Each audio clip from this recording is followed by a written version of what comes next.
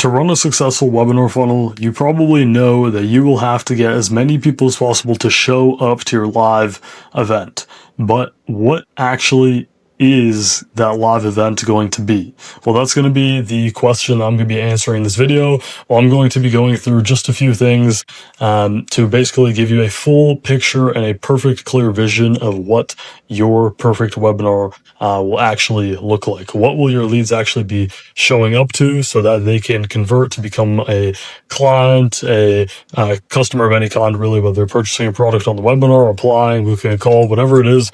I'm going to show you exactly these 4 steps on how to make the perfect webinar. So first, we're going to talk about your headline. Second, I'm going to show you what do webinars actually look like. We're going to talk about which softwares you can use and what you could use for the slides for the webinar. And then I'll walk you through how to pick your webinar style, like how much time should be spent on value, how much time should be spent on selling, how that all works. And then finally, at the end, I'm going to let you just straight up copy my entire webinar framework. So getting right into this, starting with the headline, that's by far the shortest part.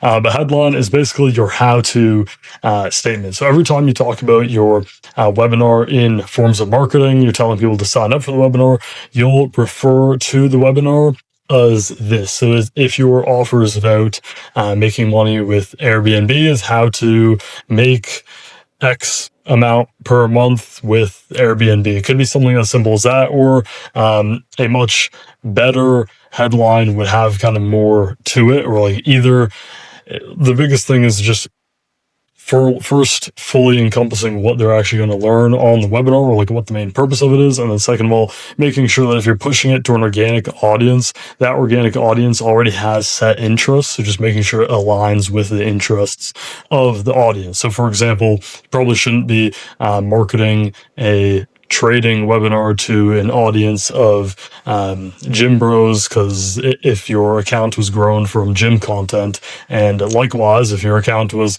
grown from trading content where you're talking about how much money you're making from trading, you probably shouldn't run a webinar about how to lose 20 pounds before the summer or something along those lines. And also, for a vast majority of audiences, you should not call this a webinar, probably unless they're a little older, maybe like 30 plus years old, maybe 30, 40 years old, which would, believe it or not, be considered older. And instead of calling it a webinar, you can call it a masterclass. You can call it a masterclass. Normally I'd go for like free live class, but I can almost guarantee that if your audience is mostly 20, 25-year-olds, most of these people have never even heard the word webinar before, and you don't want that to be the case. While something like masterclass is a little bit more self-explanatory. Once you do have your headline, you have your idea, you know exactly what we'll be talking about in the webinar. What do webinars actually look like? So you have a few different paths here. So first of all, which software are you going to use to host the webinar? So the big two are Zoom webinars and Webinar Jam. And I'll show you exactly what it'll look like here. Me personally, I use Zoom webinars now. I used to use Webinar Jam, but I've had like just some technical issues where it has pros where, like, the biggest pros of Webinar Jam is it actually tracks all statistics, and some people like how it looks a little bit better than Zoom webinars, but I've had some major issues with technical things on Webinar Jam, with things on the webinar, but then also, for example, if you join the webinar 5 minutes early, and then even still 1 or 2 minutes before the actual live time of the webinar, you have to hop out and then hop back in. I've had that considered as an ended webinar. Therefore, people can't actually join through that same link. That was many months ago when that happened to me, but I had to learn that the hard way. So I would personally suggest using Zoom webinars. And this is annoying me, there's no arrow there. But how this works on Zoom webinars would basically be you as just at the top, and then screen sharing the slides. And we'll talk about slides in a minute, but basically the entire screen will just be you screen sharing.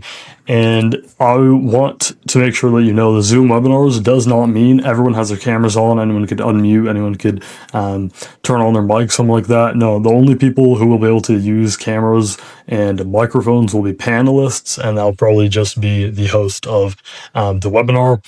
And everyone else will just be as participants, as just joining there. They have no unmute button. They can't turn on their mic, can't turn on their video. So don't worry about that. And then things to note about here would be when you give the call to action, whether that be applying for your program or purchasing your product, that will be something that goes in the chat repeatedly.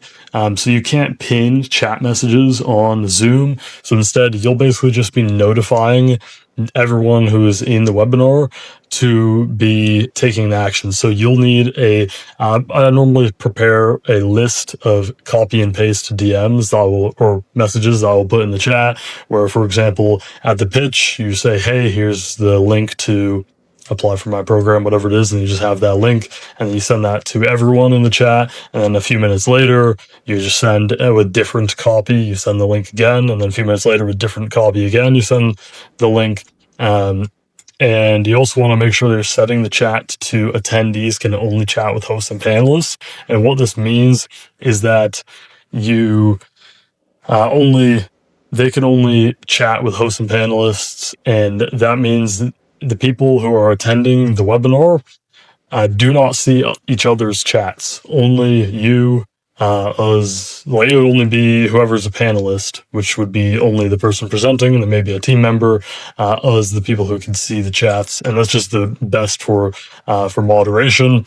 And the other option that I normally would do on something like Webinar Jam, this also depends on your audience, is you can also just turn off the chat during the pitch. It's super easy on Webinar Jam to just go to settings and turn off the chat. And you can frame it as just so people aren't being distracted. But on Webinar Jam, the biggest difference with the call to action links is that you could just pin the link as a message at the top here, or yeah, that's the best way to do it. This is just unrelated image, just to show you how that'll look though. And you just need to consider then, what are you actually going to be screen sharing? So what that's going to be is going to be slides, and you have a few different options of how you're going to make those slides. And again, at the end of the video, I'll give you my actual slides framework, so you actually know what you'll be presenting. But first you need to consider what software you're going to use to make these slides. So the big ones, again, it's annoying with it. The big ones are going to be Google Slides, Gamma, and Canva. Google Slides will basically just look like this, and you could flip through individual slides. And then normally how I do this is some slides will be a little more stylized, and then a lot more will just be just single line of text here, and then that is how that would work on Google Slides. And if you're using something like Gamma, then it's very similar to Google Slides, except some people might think it looks a little bit better. You have a little more options for like stylizing how things will look. And then Canva, you have probably the most freedom for stylizing anything. And that is going to be, I would probably recommend Google Slides or Canva, just because Gamma is really slow of a software. It's really annoying to use to make slides on there, but you just want to maybe play with the three. Google Slides is by far the easiest. Canva is probably the hardest, and Gamma you should never really use Gamma. But this was created on Canva. This was created on, let's say, Canva. This was created on Gamma, this one was created on Canva, and then I normally use Google Slides for my slide creation. And I would recommend you do the same if you're manually making them. But also if you have any AI systems or anything able to make slides, then you could also use Canva as well. And now thinking about the webinar style, like how you actually allocate your time on the webinar compared with value versus actually selling your product. There's two ends of the spectrum. So I would say the one extreme is about 80% value, 20% selling. And then the other extreme is only 20% value and 80% selling. And here's things for you to consider to know which side of the spectrum you're going to be at. So First, for the more value part, this is best for an emotionally invested audience. So, for example, with the challenge funnel, where there's like multiple days that they signed up for, maybe they even paid for a low ticket price for a ticket, then they can bear the value. Like, they can actually sit through long chunks of value and you won't see too much drop off because they're really emotionally invested. They're really bought in mentally. And this also is supposed to say lots to learn. But if you have a lot of value to give away, then obviously that is great for giving away more value because you actually have stuff to talk about. And then if there's also mostly an organic audience, then that will probably also be best because they're more invested into the presenter themselves, or if that's you, then the presenter yourself, which will make it a little easier for them to stick around with you for all the value that you're giving. And on the other side of the spectrum, 20% value, 80% selling, your product is probably the answer to their question. So what I mean by their question is that first how-to statement that we created at the beginning of this video. If the only answer to the question or to the if the only answer to the how-to statement is buying your product, then that's where you'll probably need much more selling. So, for example, if you sell a trading algorithm, then if your how-to statement is how to automate your trades using an algorithm, then the answer is they need to buy your algorithm, right? So that's why you need way more selling, and there's much less value that you could give on a topic like that. And only in situations like that would you really veer more towards this side here. And finally, we're going over the webinar framework. So by now, you should have a rough idea of what your headline will be or what you'll be talking about. You've probably already selected a software, so I would recommend Zoom, but if you're familiar with Webinar Jam for some reason, then you can definitely use that too. Slides creation, if you've never done it before, I'd recommend Google Slides, but again, you can also use Canva. And then you also know about how much time you should spend on value versus selling. Next, you could use this exact webinar framework to actually make those slides, and then I'll also include parts that don't have to do with the slides. And then these minutes on the left will be very rough. So, for example, if you know you're going to spend more time with value, then you could just change accordingly how much time you want to spend on value. And then if you know you're going to spend more selling, again, just change accordingly how much time you're going to spend on selling. This is about like a 50-50 framework here. But here's how it happens. So on the left, I have the rough estimate of the what timestamps this will be in the webinar, and then on the right, I have a brief description of what you'll be talking about during these timestamps. So from the very beginning to about 7 minutes in, assuming this is an organic webinar, you can just warm up. Engagement with the chat, where you guys from, what time is it for you guys, all of that stuff. Get the chat active so people are interacting, they're more bought in. And also, if you can do things like reading specific people's names, then that would be amazing as well. If this is going to be a cold webinar, you probably want to narrow this down to like 0 to 3 minutes or so, 0 to 2 minutes, just to get into the presentation sooner. And then after that, you want to share your screen. You're going to go through the slides that we were just talking about with like whatever slide platform you're creating them on.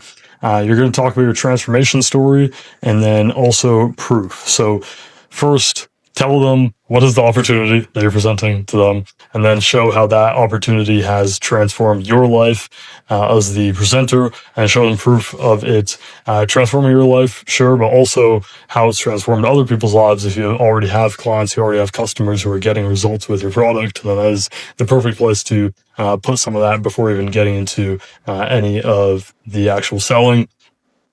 And then once you go through the value, which should also be in here, then you're going to introduce your product. You're going to give the first pitch and call to action. So this will be by CTA. Call to action just means you're saying like, click the link in the chat that my team just dropped, or anything like that. Click the link in the chat to apply. Click the link in the chat to get the whatever your product is.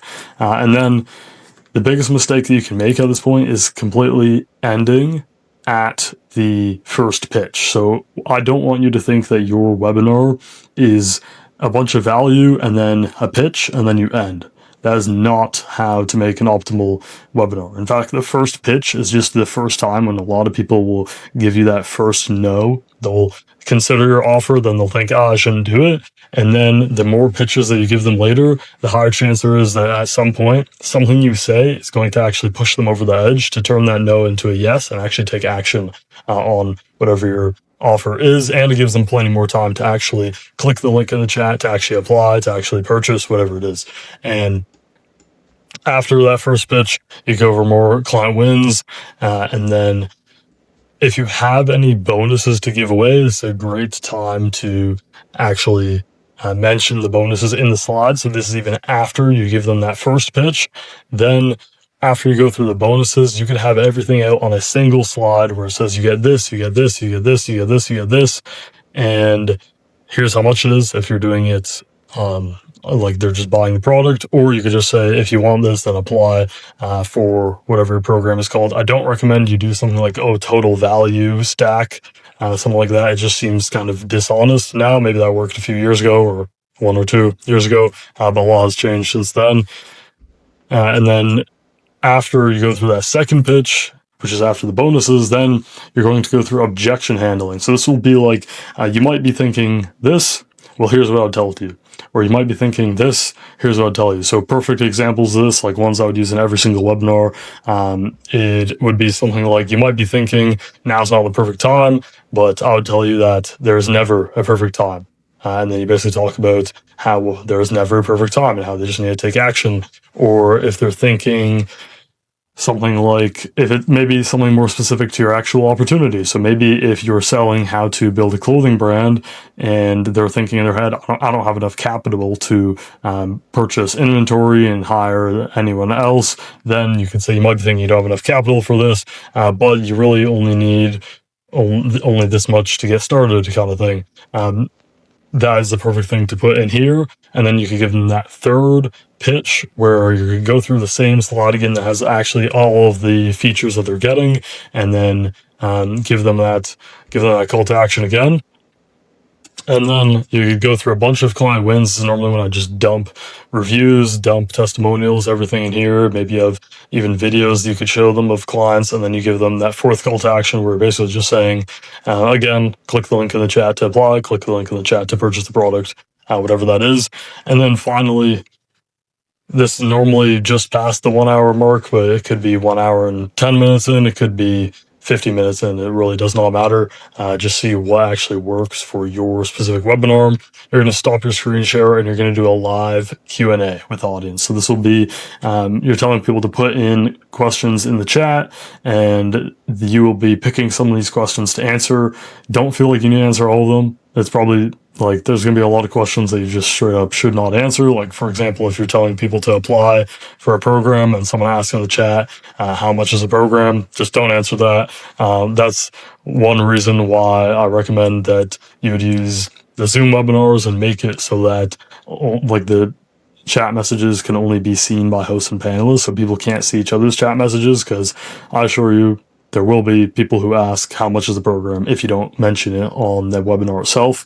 And you could answer with something about the business model, breaking beliefs, handling objections about whatever you're selling on the webinar, and you're constantly also answering questions with your call to action. So if they are wondering what outreach scripts can I use, something like that, then you can say, I have the outreach scripts in the community or in the program, whatever it is. Make sure you apply so you can get those kind of things like that.